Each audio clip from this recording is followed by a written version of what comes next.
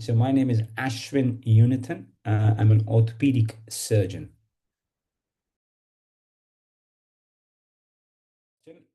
As a child, had a few broken bones of no fault of mine. Well, not because I used to play lots of sports, and that interested me in the specialty because one of the advantages of the specialty is that the gratification is instantaneous. For example, if you do a good if the hip replacement or a knee replacement, and they walk the next day, and you feel if they say to you, Mr. Unnithan, you changed my life, that is quite a nice thing to hear. So the gratification is instinctive, and also it is a very much based on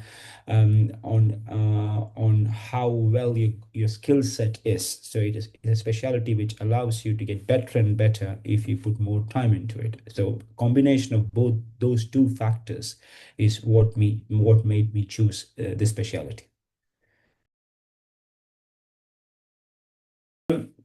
So I'm a very down to earth person. I will not complicate any conversations by using lots of medical terminologies. I always start the conversation by asking, what are your expectations from today's meeting?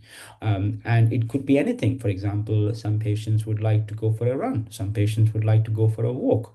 So I believe in tailoring what the patient's requirements are. So that's the first thing I ask. And the second thing is I always want to understand the pain and the discomfort they are. So I always tell them that the pain is related to what they think, not what anybody else thinks, because everybody's pain is individual.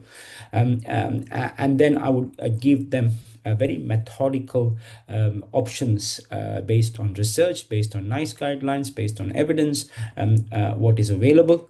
And then I would also go through the risks and benefits if the decision is to operate. So I clearly outline what percentage of risk is, what percentage of risks are involved, and I also would tell them what percentage of success rates are.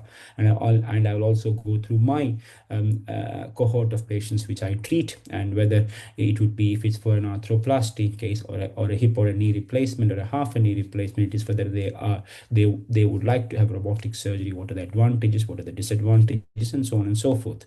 So after this, I would summarize this whole conversation and give them an option, what is the next step they would like to. Now, some patients, is it too much information sometimes, and hence I would say, take a breather, let's make a decision next time. And I probably will give them a call maybe in a 2 weeks time to say what their decision is, or if it's a too complex decision making, for example in a cancer patient or a revision case, I would always ask them to come back with their family, so we can have this conversation. And I always back this up with a very detailed letter, so patients can read what information was given to them in the cold daylight and then ask any further questions that is required.